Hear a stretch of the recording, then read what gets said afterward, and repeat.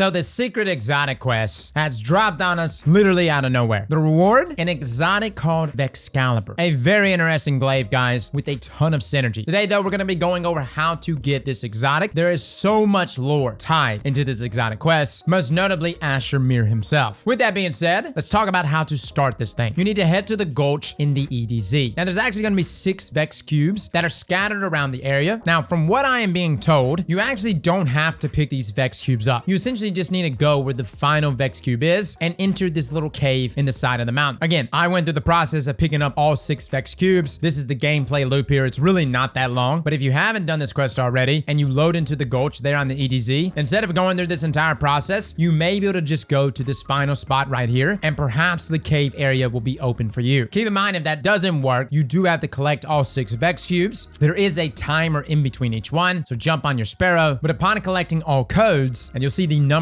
there at the bottom left end of your screen, a secret cave will open up by one of the overhanging bridges, and you can actually look into the sky, and you'll see a giant Vex portal, and right underneath that portal is the cave you need to enter. Again, keep in mind, for those that are saying that they didn't have to actually pick up all 6 cubes, that may be because you actually joined someone's instance that had already picked up all 6 cubes and opened up this secret cave. So again, when you load in, check the sky for the Vex portal before you start searching for cubes. Now, once inside the back of the cave, you'll come across a Vex harpy. That's right, guys. Classic Asher Mir. This is the beginning of an exotic mission into the Vex network, and this mission is 1800 power. Now, if you happen to be too low, your level will be raised to 1790. Now, let's start with the maze portion of this quest. Once inside, you'll need to run through a maze of passageways. Now, to get through the maze, you drop down and go through a tiny passageway just above the pool of radiolarian fluids. Wait for the door to open, and then you can slide through. Now, you go forward, and you actually take a right at the junction. And at the end of this hallway, look to the left, and there will be a descending path. Now, once the path levels off, you'll see a few harpies, and on the left, there will be a tiny crevice that you can just walk through. Very easy to miss here. Now, you're gonna see Asher Mir, for an instance, in this hallway before he vanishes. You'll take a right, and you'll drop down once more, and then proceed to walk through the fluid again into a circular shaft. Jump down once more, and now you'll begin your descent into this really creepy Vex milk storage amongst many storages of giant amounts of Vex milk. And now you're gonna gain access to the Vex network. But there is a rally flag that you can grab, and you need to survive several rooms filled with puzzles and Vex. Now, honestly, you can just really get 2 people to just constantly run around and clear ads. I do advise someone having something to deal with the void shields, and you're gonna be facing a lot of enemies. I'm actually rocking our Osteo build, which we're gonna be putting up here pretty soon. That was doing very good work at suspending and keeping enemies locked in place. Now, once you reach the first Vex platform, you're gonna see a giant conflux in the center. This is the puzzle mechanic of this exotic mission. And Bungie doesn't just give us mechanics by accident. I wouldn't be surprised if we see very similar mechanics like this in the raid. Now, periodically, a Vex cube, triangle, and diamond will spawn in random positions around the conflux. To progress forward, you'll need to find the correct order to shoot these shapes in. Now, when you look near the Vex conflux, you'll see a stack of pink shapes. This is the key code to unlock the next section of the mission. When you see these key codes, and this is anywhere in this entire mission, always go from top to bottom. You shoot the corresponding shape one at a time. And once you shoot the correct shape at the conflux, it will disappear from the stack of pink shapes, and the next topmost shape is what you'll need to shoot next. Now, once you shoot all the correct shapes, you will complete the first unlock, and a new stack of pink shapes will appear in another nearby location, and you're essentially going to repeat the same process twice more to complete this encounter and move forward. Now, keep in mind, if you mess up, don't worry about it. You will get a prompt that you did mess up, and it'll start over again. Now, you'll need to do this once more in the next room, and this is where things do get a tad bit more difficult. The final key code you'll need to enter will require 5 shapes, but essentially the same mechanics here, guys. Again, find the sequence, shoot them in the correct order from top to bottom. Now, upon clearing the second room, you're gonna have to find a number of ads, and there's also gonna be 2 yellow bar wyverns, which are extremely annoying. Matter of fact, there are wyverns all over this exotic quest. Now, kill everything and do not wipe, because if you do, it will reset to the beginning of this encounter. Very annoying. Now, after you killed all the ads, you'll be out of the darkness zone and safe once more. Proceed through the Vex network. You'll need to kill a few ads here and head through a tunnel and jump across this chasm with these disappearing Vex platforms. Now, you can actually use your grapple if you want to, but I actually progressed through some of this without ever using a grapple just fine. Now, at the bottom, you'll approach a long hallway that overhangs a drop, very similar to the Whisper mission from Io that was removed from the game years ago. Like, this is so similar. That same ledge, except this one is a little more slanted, but you're gonna wait for each block in front of you to retract before you can walk forward. Granted, if you're too slow, you will get booped off. Now, once you reach the end of this hallway, you'll come across another rally flag. This is the beginning of the first boss fight. You'll hop into the Vex launcher to enter the arena. Now, the regular version of this is really not that difficult. Again, once we get to the legendary version of this quest guide, as I'm sure most of you want the exotic catalyst, and that's where you get the catalyst, that's where having the right loadouts, the right gear, the right weapons become extremely important. The good thing is that the mechanics stay the same from this version to the legend version. There's gonna be a lot of ads that are gonna be spawning in, so have a good setup to deal with ad clear. But in the center of the room will be a hole. And the reason why this hole is so important is because it's gonna protect you from the boss's wipe mechanic. Now, to get inside of this hole, you need to collect data fragments from Vex Goblins before time runs out. These are these small pink motes that are on the ground. Essentially, guys, this is Gambit. Now, after collecting data fragments, you then deposit them at the Conflux and then take shelter in the hole until the wipe mechanic finishes. Now, keep in mind, there will be a Vex Wyvern that spawns before the wipe mechanic begins, and he can melt you even inside of this hole. One of the best things I use throughout this encounter, both in the legendary version and in the base version, is blinding grenades, or in this sandbox, disorienting grenades. Check your grenade launchers, guys. If you have a grenade launcher with disorienting grenades, these will blind those wyverns and allow you to take safety in this hole. Now, once the wipe mechanic begins, a shield will cover this hole, and then you'll drop down into this Vex portal below. All remaining data fragments will be wiped from your inventory, and you'll need to collect data fragments again and hide one more time before a damage phase. Now, during the damage phase, the Hydra will teleport into the arena. You do damage, kill ads, and once he reaches half health, he will then teleport out of the arena, and you'll have to repeat all those mechanics one more time. Now, once the boss dies, you can then exit the arena from the opposite side that you entered, and you essentially just parkour across some Vex platforms until you reach the base of the cylindrical structure below where you just fought the boss. There will be a portal in the center of the room. You enter the portal to begin the final boss encounter. Now, the final boss is almost identical to the Pyramidian Strike boss from early Destiny 2. Bungie's literally trolling us with the name of this boss with the name Repurpose underneath. However, it will incorporate the Vex Conflux shape mechanic during the fight. It also has 3 phases total. Now, phase 1, after starting the encounter, ads and the boss will spawn in. The boss will keep to specific corners of the room, and he has 2 stacks, a sniper and an AoE flamethrower. Now, in the regular mode, not too bad, but in the legendary mode, these things wreck. And by the way, he doesn't just snipe you once, he snipes you over and over and over. Now, once you deal a third of the boss's health, he will teleport away, and a portal will open up at the back of the room. You go through the portal to enter the phase 2 of the fight. Now, phase 2, the boss will be shielded at the back of the room. More ads will be spawning, and you'll notice another Vex Conflux in the center of this room. Now, to remove the shield and deal additional damage, you need to shoot the Vex Conflux shapes similar to before. Now, there's going to be a code hidden underneath a clear section of flooring on the right or left side of this arena. Again, same process as earlier, guys. Take this code, enter it in from top to bottom. After you shoot the code, the shield will be removed, and you can deal damage to the boss. Now, once he reaches half health, the shield will go up once more, and you'll need to enter the code once more and deal damage again to finish phase 2. Now, upon doing more damage, you will now enter phase 3. This is where the boss essentially becomes enraged and will try to charge and slam you if you get near him. Again, in this one, you just want to try to stay alive, kill ads, deal damage. Again, blinding nades is really good here, guys, as I was just cycling around in the legendary mode and just blinded enemies throughout the process and keeping distance between myself and the boss. Now, once the boss dies, you can finally pull Vexcalibur from the Vex remains, and the mission is now complete. Now, upon getting to this section, your next objective will be to return to the war table. This will be back at the helm, and just like Revision 0, guys, Vexcalibur is a craftable exotic. This is a seasonal exotic with multiple intrinsic traits, and it will unlock week to week, very similar to Revision 0. Now, after doing all of this and obtaining the weapon pattern, Excalibur Authorization mission will become available. The objective, get Vexcalibur's Vex Final Blows. Now, you can do this anywhere, guys. Like, literally, you can go into Vault of Glass, right there at the beginning, Garden of Salvation, literally 2 runs of Garden, completed this. Just kill all the Vex that spawn from that giant portal, and I'm being told that you need to shoot them with the energy attack, as melees would not progress the quest. That was not the case for me. I was able to still progress the quest, even with just the melees. But again, check your progress. If it's not progressing for you, just use the firing mode of this glaive. Now, when you finish this, you can now apply the authorization mod to the glaive. This will let you earn the intrinsic trait in just a moment. Head back to the war table, and you'll finish the quest Excalibur Authorization and receive a defined Ingram as a reward. Now, let's talk about the intrinsic upgrades as well as exotic catalysts. After acquiring authorization, you can head back to the exotic mission, and after entering the first hallway, if you look up, there's actually going to be a green button above your head that you can activate to reveal a secret chest. You head down the same path through the maze that you took previously, but once you reach the 2 harpies, look up instead of going through the crevice in the wall. There will be a button hidden behind a shield. Hold block with the glaive to walk through the shield, activate the button, and a chest will spawn and give you the intrinsic trait M1R, which, yes, stands for for mirror, as in Asher mirror. The reward is the intrinsic upgrade for the glaive though, and this will actually unlock the different half traits at the crafting table. Next week, there's gonna be another chest, and that will actually unlock magazine perks, and then the week following will be another chest that we're gonna have to find, and that will unlock stock perks. Again, this is a fully customizable glaive, similar to like Revision 0, where you can change the weapon depending on what it is you want from it. Granted, in our live review, I kind of broke down what you should get on this weapon, but let's move into the catalyst portion of this guide. In order to get the catalyst and all of the catalysts every single week, you will need to complete the mission again, but this time on legendary. Guys, this is no joke. You have got to be leveled as high as you can be. I'm 1811 and it was tough. At level is 1830, but no lie, this thing was putting the hurt on us. Now I'm gonna go over exactly how we did it. Builds are extremely important throughout this section. So again, I'm gonna link some builds down below, but some standout builds include Osseous Trigger, our Abby and Leap build so that you can suspend enemies, our Star Class build. Invis is also very good here. You've got a number of good options, and I would say utilize the best build possible. And disorienting grenades on grenade launchers are so good. Now the legendary mode is essentially the same exact thing as the regular version of this quest, but let's talk with that first section where all these ads are gonna be pouring out of these gates. You've also got hobgoblins that are gonna be surrounding you. This is a very difficult section if you do not have good ad clearing weapons. You 100% need something to deal with those hobgoblins. I was originally trying to use the glaive in this room, but fellas, it's just too tough, man. Like honestly, just use the best ad clearing build that you have. I find that Osseous Trigger here, alongside me consuming my grenade, proccing weavers, this build is so good at suspending large groups of enemies. On top of that, necrotic grips does fantastic damage over time. You may want to apply like a linear or even a rocket to deal with those hobgoblins that are on those platforms. But again, 2 of you need to be focused on clearing ads, while 1 person can just sit over there and put the codes in. Now the same thing applies up top. You're gonna have a number of ads coming in, including minotaurs, lots of void shields. If you want to put on like a void LMG just to deal with those void shields, and then proceed to utilize whatever your best stuff is for clearing ads. Now again, enter the access codes incorrectly to finish things off. You'll push on through, and you'll notice that ads seem to endlessly come. Now I don't know if they will just infinitely keep spawning, but at some point it feels like they don't stop spawning. It's not until you actually kill this wyvern up top do they finally just chill the hell out. So again, these sections right here are very challenging. Don't worry though, because it's about to get a hell of a lot worse. Moving on to this circular room. The same concept that we mentioned earlier, except this time you do not want to engage with those wyverns at all. As soon as you get those motes, you want to pick them up, you want to have enough to deposit, and then you want to deposit them and then jump in the hole. Now there's a couple ways you can do this. If you have someone on your team rocking invis, you can honestly just go in the hole and invis your entire team. If you're not rocking invis though, I highly suggest someone on your team rocking a grenade launcher with disorienting grenades. Like this saved us. I was able to sit in this hole, blind those wyverns because the top of this hole doesn't actually cover up, so the wyverns can literally just peer over and blast you. But if you have disorienting grenades on a grenade launcher, you can just blind them back, and you will have multiple wyverns. So you may have to shoot multiple shots. This section is a very painful section, so if you got builds like Star Class, we were actually doing damage with rockets with a single Galahorn shot so we can get Wolfpack rounds. Keep in mind, guys, you only have a certain amount of reses, and again, similar like the legendary campaign, if you don't get the res soon, your entire team will wipe. Now moving into the boss room. This one was an interesting one because we were getting slapped with our original builds. The repurposed mine is beefy in legendary mode, so I ended up swapping to Star Class, but this time we actually ended up putting on Winter Bite. Now the reason why we put on Winter Bite is it has a bug right now that when you shoot its stasis projectiles in unison with other teammates, every now and then it completely disintegrates the boss's health. It's currently disabled in raids, dungeons, and I think Gambit, but right here it's doing a hell of a lot of damage. Now you don't have to use Winter Bites, but it did bypass this third of health very quickly, allowing us to completely leave this room. I was able to blind a wyvern, and then we just went straight through the teleport point into the second room. Now the second room is still the same mechanics, guys. You still got to enter the code in the middle. You also have a number of wyverns as well as that hydra in the middle. It is a pain, no lie. I was utilizing Star Class as much as I could, and again, you don't have to rock Winter Bite because I know Star Class, its synergy with Witherhoard is so good. I was just taking advantage of the bug damage there from Winter Bite. Keep in mind, guys, if you happen to rock things like Stasis Reserves, this substantially increases how many shots you can hold, but it does get buggy. Even while he was immune, we ended up doing damage still. Now, upon pushing into the final room, normal mode, this is somewhat chaotic. In legendary mode, it's extremely chaotic. I would suggest whoever it is that has a well or even a bubble or something for protection to immediately pop it, and you guys get to it as quickly as you can. Again, if someone's going invisible to get the res, that's also very helpful. Now, we're rocking Star Class here, which is doing a lot of damage. And again, I don't think Winter Bite is necessary. We just found it helpful when it would bug out and do maximum damage. Now, upon completing legendary mode, you get the exotic catalysts. There will be 3 exotic catalysts in total, as well as 3 intrinsic traits that you will unlock over the next 3 weeks, counting this week. There's a lot of unique factors to this glaive. Its mirror distribution matrix fires a spread instead of a single shot, and after you get energy, blocking grants you and your allies void overshields if they're nearby. You also deal additional damage with your melee when you have an overshield, and that's a 20% buff. If you're interested in our live breakdown, we went over damage values, how it works, how it compares to multiple other glaives, and what the god roll is for this exotic. Feel free to check out our live review, guys. That one literally details everything. Well, fellas and ladies, good luck, especially for those of you that are doing the legendary mode. And again, you can always come back. If you want to get your level up a little bit higher, making this entire encounter a tad bit easier, by all means. You don't need to do the legendary quest today. You can always come back at a later time, as obtaining Vexcalibur just requires you to do the base version of this quest. Well, fellas and ladies, thank you all for coming and watching, and as always, slap that like button like your mama told you right.